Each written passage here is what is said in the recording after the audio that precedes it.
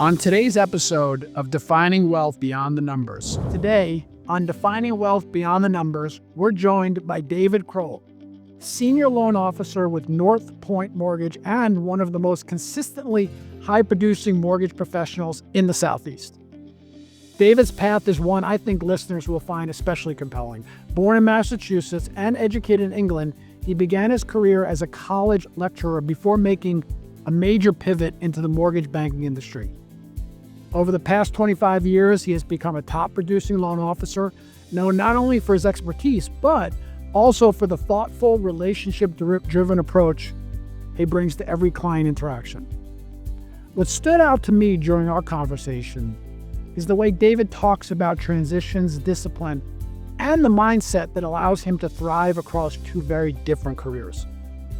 His definition of wealth goes far beyond professional success, and I think you're really going to connect with his perspective.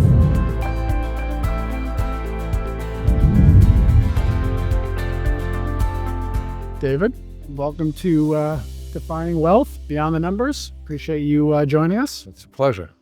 So really, we start this usually with the first question is, what was your first job?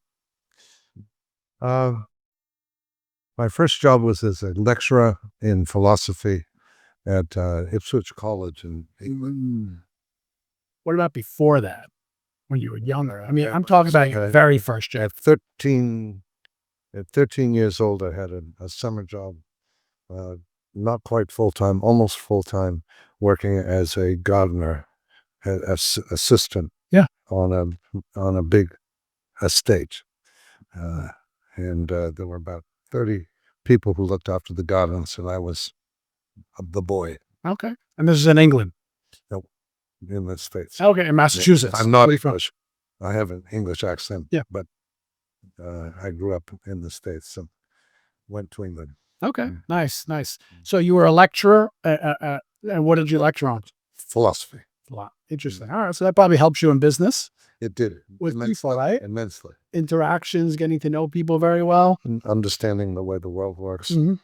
And understanding people. Because when you understand people, you understand what they want, it's helpful for them. So what got you from a lecturer to mortgage business? I lived happily in England for several years until unexpectedly 2 children were born. Mm-hmm. It came as a complete bewildering shock. They seem to change things a little bit. And the responsibility that came with it was really quite devastating.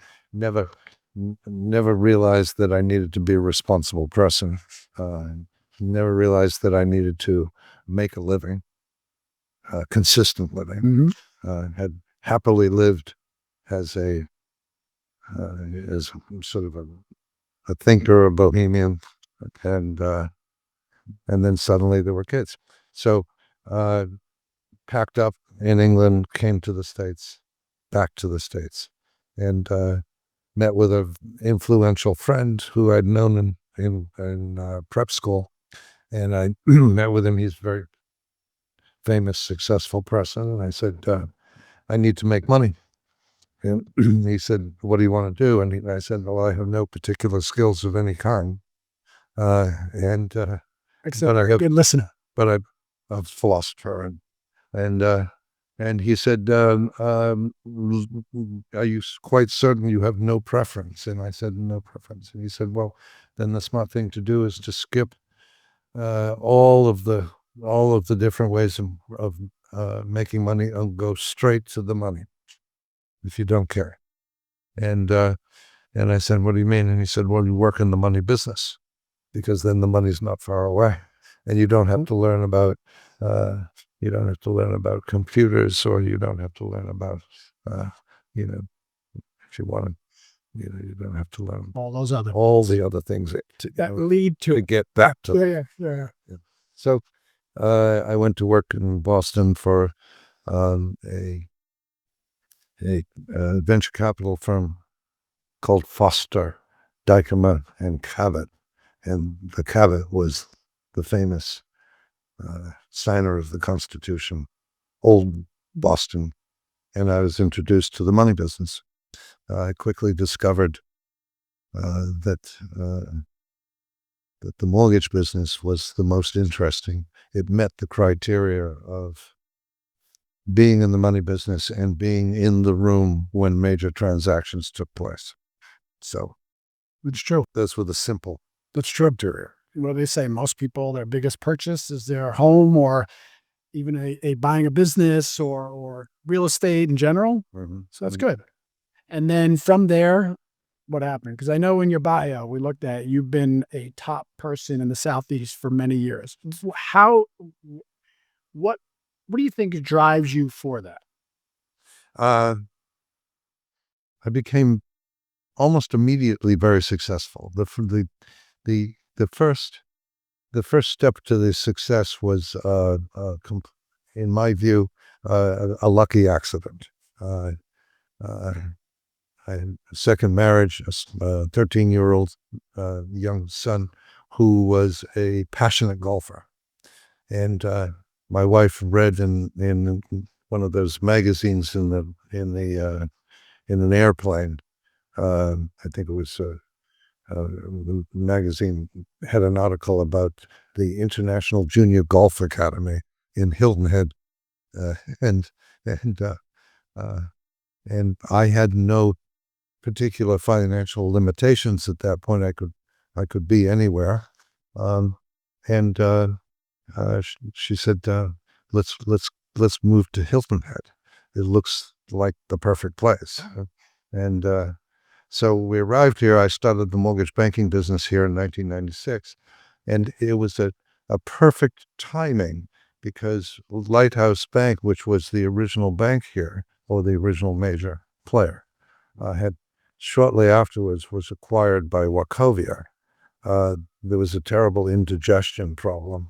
Which happens a lot. And and, and I brought mortgage banking to Hilton Head, and I had a free run for 3 or 4 years before everybody else figured it out, and by then I owned the market. So Very nice. since then, I've really humbly only had to make sure not to step on my shoelaces, and in order to be very successful.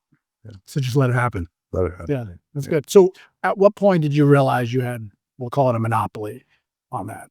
About 3 years in. 3 years in. Yeah. Uh-huh. I mean, I was just amazed that it was come to Papa. The entire market. Mortgage banking is different than going to an old savings and loan and getting a mortgage from a crusty, somebody.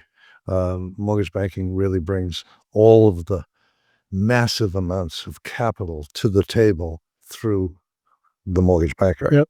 And the capital is immense and flexible, and so Fannie Mae money, Freddie Mac money, FHA money, VA money, all of this flows through the mortgage banker. So I'm as powerful as all the financial wealth available in America in one person sitting here. I like it. Delivering, to John and Sally Smith. Who it's very important to them. And so it says to me that there's a lot in the relationship part there, right? That's where my previous life and the philosophy in England and everything came to play. I like people. I'm fascinated by the challenges and predicaments that they face. Political philosophy has also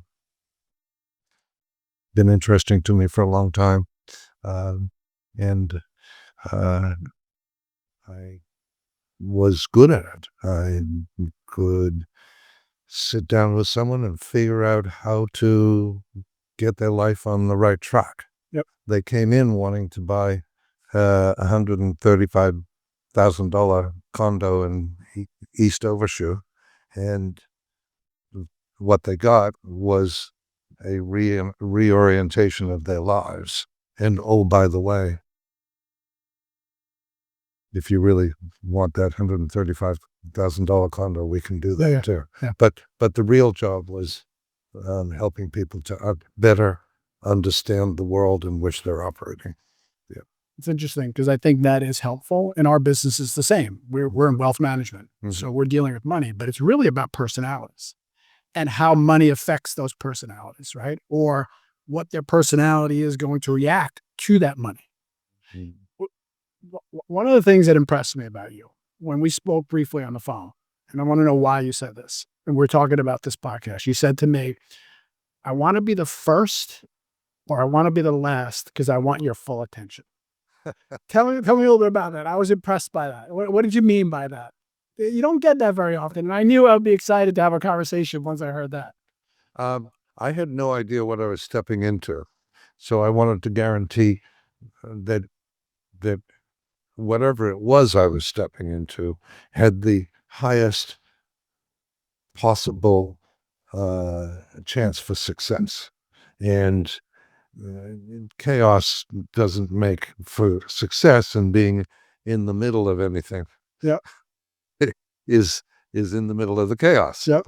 So by being first, I could kind of define the atmosphere, because there's only two of well, there's four of us. Look, it's Just talking. but us talking, so I could define the atmosphere. And if I was the last, then I could take what I'd heard and learn from it and spin it my way.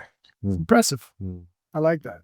I get my best ideas from other people, and I think I'm going to learn a lot from that. And the other reason why I was excited to have you on is when I first moved to the island, and we briefly talked about this, and I clicked on the TV, and I would see you on a TV show. And I think that helped me understand at that point that you need to be out there. You just need to be out there to let people know. We call it not being a hidden talent, right?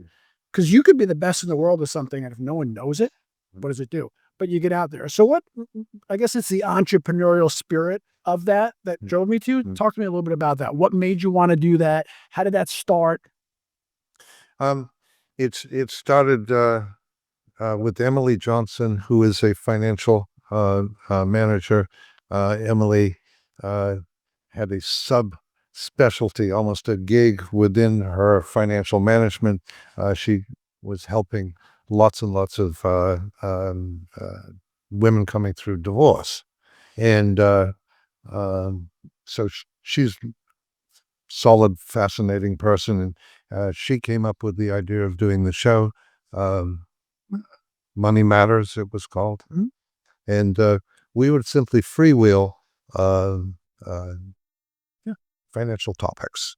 And with no agenda, she wasn't pitching financial services. I wasn't pitching mortgages. We were simply freewheeling whatever financial subjects seemed to be of interest at the moment. And I, right or wrong, have an opinion about just about everything. So it was easy for me. Now, why do you think she asked you to do it? What qualities do you think you had? Just the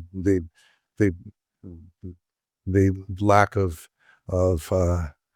my self-confidence and my sort of lack of structure. I'm not. I'm a seeker. I try to understand the world. I try to understand the people I come in contact with. My preconceived prejudices are pretty much at a minimum. So I like that. it makes I'm an easy conversationalist. So that, I think that's why she chose me. Where did you come up with seeker? I like that. When you say you're a seeker, what is it? Explain that a little more to me. Just I want to know how things work. So I'm as interested in the nature of wealth as I am in early childhood education, as I am in why it is that 60% of Americans can't afford a house today, why hardest working people still have no money in the bank, I'm equally interested in all those You topics. figured that out, by the way? If you Yeah. have, let me Why know. 50% of Americans divorce? I mean, Yeah. my life is fascinating because I allow it to be fascinating. I don't try to reduce it to a set of equations. Mhm. So it's the why that interests you. And actually, that is what this podcast is about, is the why. Like, why are you here today? What made you successful? And I think you've answered this, but is there anything else about quality-wise? What do you think that made you successful in the mortgage industry? You got the relationship part. What about the leadership part? Are you dealing with anyone in your office that you have to interact with and bring in on it? Yeah, I grew the business in an unconventional way. I grew it through my clients. So as I met people and worked with them to sort their lives out and to get a mortgage, get a house, and so on, uh, the odds were with me that one in every 300 people that I worked with would be a spectacular partner, and I would grab that person and say, "We just finished your mortgage. How would you like to learn how to be a mortgage banker?" And we grew the business that way. Interesting. And they found me some of the time too. Hmm. They would finish the process and say, "I want to do this." So the business grew and grew and grew and became the dominant company the in South Carolina, and then one of the dominant companies in the Southeast. Uh, And I never went on LinkedIn or uh, never hired a recruiter, never made an ad for hiring a person. It always was organic through the business. Yeah. Yeah. Personal skills. So what made you decide, because most people won't do that, to ask the people that you've just gotten a mortgage for, hey, do you want to do this? What made you think about that? Just the qualities of the individual. Huh. And I was just, impressed for one reason or another with their intelligence, ability to communicate, Hmm. and that same interest in how the world works. Yeah, it's complicated. You have questions about wealth and how it comes to be and how it operates in my life, and it, it's really part and parcel of the mortgage banking industry that if you choose to, I'm not just the wealth advisor. I'm not just doing your job. I'm doing my job of helping somebody to get a house. I'm doing a psychotherapist's job of sorting out their incipient, not to be marriage for continuation of marriage. I'm sorting out. I'm a priest if I choose to be. I'm all of those things collected at once because I have one of those moments. If I choose to embrace it, I am one of those moments in somebody's life. Yeah. And it's it's fun. Yeah. It's amazing. And I don't abuse it.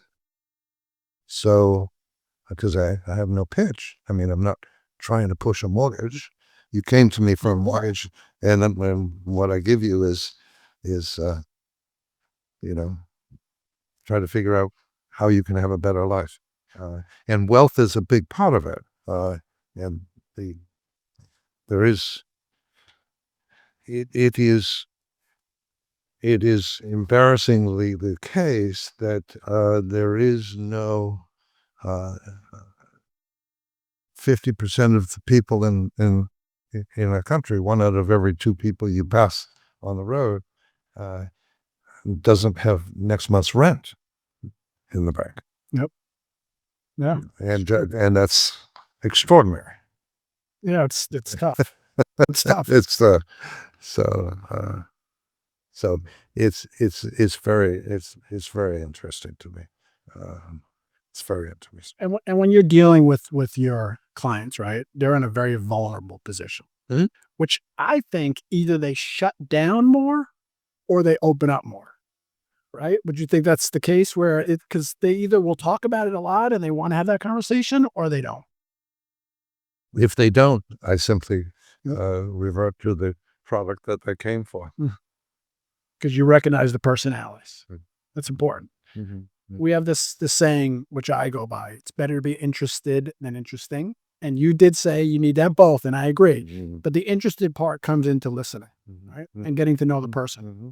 Absolutely. Absolutely. So wealth, right? So where do you think in your mind wealth fits in leadership positions and community, etc.? It's very interesting that that that the great thinkers, uh, Adam, Seekers. well, on the topic of wealth, I mean, Adam Smith, who was the Scottish philosopher in the 18th century, said that wealth was not simply financial or commodity wealth, but social wealth. Basically the quality of one's intellectual life and social life. It was also could be measured as the amount of free time, the amount of time that a person controlled in their own life. Yep. Yep. And the he also spoke about health and physical condition as being most definitely one of the what he called the four components of wealth. It's also very interesting that a century later, Karl Marx defined wealth in exactly the same way. Everybody would like to see a separation there, but not at all. I mean, the nature of wealth is in our own lives is mostly considered to be financial wealth. It's mostly thought of as financial wealth. It really has nothing to do with it. If 50% of the population have no money at all, and yet they're living lives and raising children and constitute half the society, it can't be just financial wealth. Agreed. By definition, that doesn't go very far. My experience is at a very simplistic level in the mortgage banking business is that there are two forms of wealth, two forms of poverty that I see every day. There's the cash flow aspect, which everybody thinks about all the time, and that's simply do my monthly bills exceed my monthly income, and to what extent do they or don't they? But the other form of wealth or poverty is what have I got in my wallet? I mean, my cash flow may be going fine, but if I don't have in my wallet at this moment, It's what you keep. can't get home, run out of gas, so, or redefine. And then it gets more complicated when guys like you come along and say, that requires a lot of conversation there. Yeah. A lot of questions to ask. Yeah. Because wealth, $2 million under management with you can be caused to create income. Mhm. So that's one of the things that can happen. So the first form of wealth or poverty is connected to the other form of wealth or poverty. But I find it fascinating. Yeah. We sort of way, and for us, we deal with highly successful business owners. That's our niche. And what we find is they're often publicly successful, but privately stressed. Yes, correct. So you would think that because, and the way it looks from the outside is they're so successful and they're fine, everything's going well, but behind the scenes, they're just as stressed. It's a different type of stress, but they're just as stressed. So wealth can bring that, right? And people need to have conversations about that. And over time, their definition of wealth changes. And that actually leads me to my last question for you, right? Your definition of wealth, how has it evolved over time? So when you first started working or when you were younger, what was your definition of wealth? And I think you've somewhat answered it, but I don't want to assume anything. I've somewhat answered. And then go now, what's your definition of wealth? But I just want to make sure that as the viewers, we all get that. It's it it starts it starts in some way, shape, or form with waking up one day in England with two little babies and not having enough money. So a desperate need for cash from Support to be a support the family. to be a provider. Mhm. It certainly began there. Didn't think much about money for my entire life before then. Uh, the then it became a wealth creation, not just cash flow, but wealth creation. Uh, the acquisition of goods, the purchase of a home, the purchase of a larger home, the Kids at school. schools, a good life, uh, and um, and then for a relatively short time, it became money for its own sake. Not very satisfying. Interesting. What do you mean by that? Just uh, the business is incredibly successful. Let's make it more successful. And, how much can we make this year? Not very interesting, but certainly empowering. Mhm. Uh, and then now that I'm aging, some people might say aging out, uh, with 6 grandchildren and high involvement in their lives, and then the other forms of wealth become more important. There's social wealth and the ownership of one's time and health Yeah. becomes principally important. So it's very interesting, that transformation.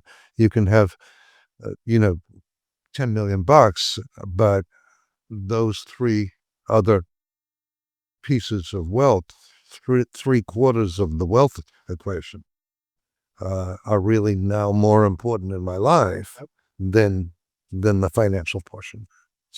And that transformation is happening as we speak.